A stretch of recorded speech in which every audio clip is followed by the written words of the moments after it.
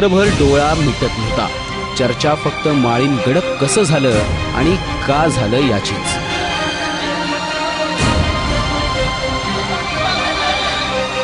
राज्य शासनाची पडकाई नावाची एक योजना आहे आणि या पडकाई योजनेच्या अंतर्गत अशा प्रकारे डोंगर उतारांवरती भात शेती करण्यासाठी प्रोत्साहन दिलं जातं आणि या योजनेच्या माध्यमातूनच काही लोक गावातले या ठिकाणी या डोंगरावरती भात शेती करण्याचा प्रयत्न करत होते। त्यासाठी जमीन सपाट करण्यात आली होती आणि त्यामुळे हा डोंगर कोसळला का अशी एक चर्चा या इथल्या गावकऱ्यांमध्ये आहे।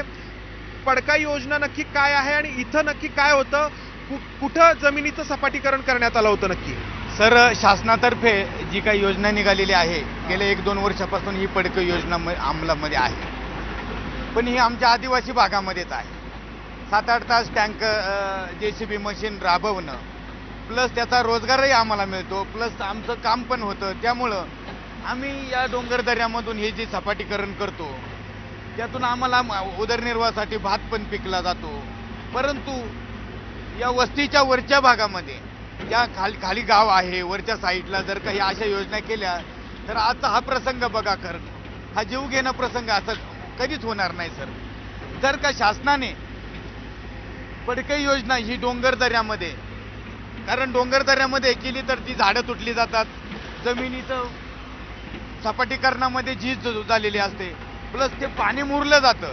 पाणी मुरल्यानंतर आणि पडकाई योजना ही ओढ्या नाल्यांना जे काही छोटे छोटे नाले वगैरे आहेत त्याच ठिकाणी असते, पण खाली खडक असला वर किंवा तात्पुरती जर का माती असेल तर ते पाणी मुरून ते सगळं खराळदाणे प्रकार, आम्ही याला खराळ म्हणतो सर, खराळदाणे प्रकार होतो आणि ही शासनाची चुकीची योजना आहे असं मला म्हणावं लागेल। वर्तमान अंगावर येतो त्याला इतिहासातली बरीच खाडाखोड कारणीभूत असते। त्यामुळेच बेसॉल्ट सारख्या टणक दगडानं मजबूत बनलेल्या सह्याद्रीच्या रांगांनी माळींची साथ का सोडावी हे कोड आहे।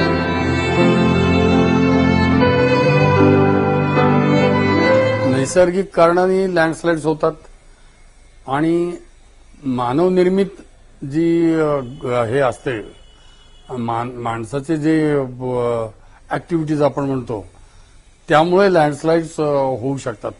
आता या ठिकाणी मला काही प्रत्यक्ष मी पाहिलेलं नाहीये, पण एक अनुमान असं बांधता येईल की इथं हे जे जमिनीचं मोठ्या प्रमाणावर सपाटीकरण झालं आणि त्यानंतर तिथून पाणी जाण्याकरता काहीही सुविधा केली नाही, त्या कारणाने या खडकामधल्या ज्या सगळ्या पोअर स्पेसेस असतील किंवा जॉईंट्स असतील ते पूर्ण संपृक्त झाले आणि ते पाणी वाहू शकलं नाही। त्यामुळं तो तेवढा थर पाण्याने संपृक्त होऊन तिथे भूघसरण झाली असते। याआधीही रायगड जिल्ह्यातली काही गावं अशीच डोंगराच्या प्रकोपांची बळी ठरली होती।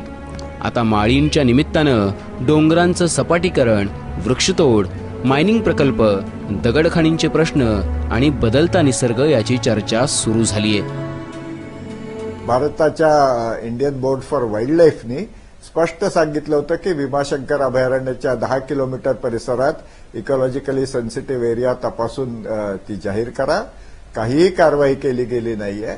नंतर मी सांगितल्याप्रमाणे आमचा अहवालात याबद्दल तपशिलात मांडलं होतं, तो अहवाल तर दडपलाच व विपर्यास केला, काही कारवाई केली गेली नाहीये। त्यामुळे एका बाजूनी भराभर निष्काळजीपणे वेगवेगळे तिथे प्रयोग चालू आहेत, पवनचक्क्यांसारखे आणि दुसरेही निरनिराळे तिथे हाऊसिंग प्रोजेक्ट्स वगैरे रिसॉर्ट्स असे निरनिराळे प्रोजेक्ट्स जिकडे तिकडे चालू आहेत आणि दुसऱ्या बाजूनी काहीही पर्यावरणाची हानी रोखायची याबद्दल काळजी घेतली जात नाहीये आणि ह्याच्यात स्थानिक लोकांना महत्वाची भूमिका द्यायला पाहिजे, कारण त्यांना त्यांच्या आरोग्याची, उपजीविकेची, जीविताची काळजी असते। तेही आपल्याकडे कायदे आहेत, ते पण अंमलात येत नाहीये।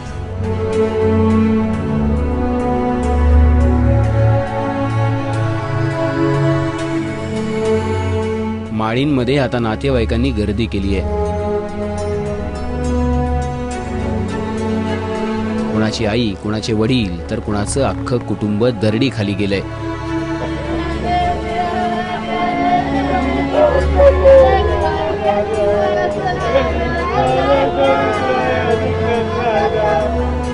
आणि ज्यांचे मृतदेह सापडलेत त्यांची ओळख पटवणं कठीण झालंय.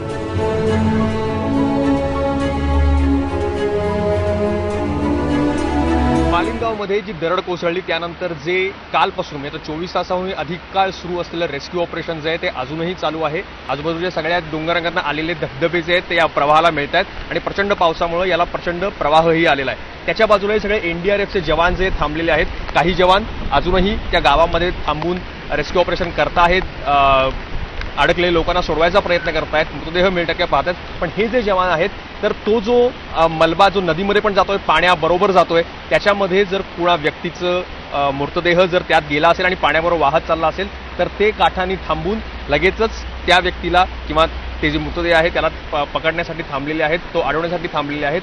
आणि सगळ्या पूर्ण या जो प्रवाह आहे जो मालिन गावापासून जवळपास याच्या पुढे 1 किलोमीटर अंतरापर्यंत हे सगळे एनडीआरएफचे जवान जे आहेत ते दोरी घेऊन त्यानंतर लाईफ जॅकेट्स घेऊन त्यासाठी या ओढ्यावर पहारा एका प्रकारचा देत आहेत. पावसाचं आक्रंदन काही केल्या थांबत नाहीये, त्यामुळे मृतदेहांवर अंत्यसंस्कार करणं हे एक मोठं आव्हान आहे.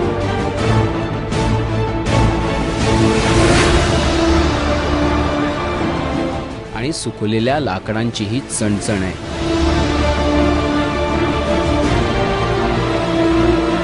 ये अंत्यसंस्कार करना भी प्रशासन के लिए एक बड़ा आह्वान है, क्योंकि यहाँ पर 1-2 लोगों पर नहीं बल्कि पूरे के पूरे गांव पर ही अंत्यसंस्कार करने पड़ेंगे.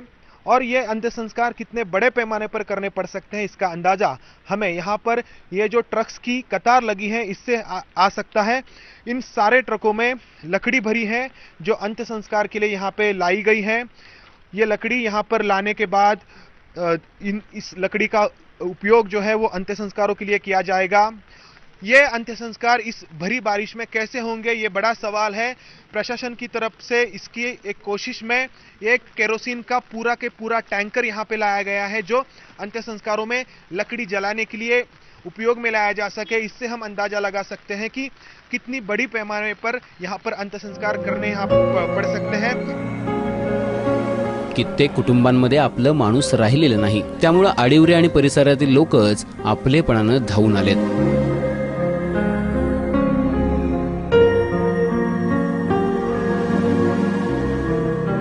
अंत्यसंस्कार करण्यासाठी माळीन गावामध्ये कोणी नातेवाईकच उपस्थित नाहीत, कारण संपूर्ण गावच गाडलं गेलंय.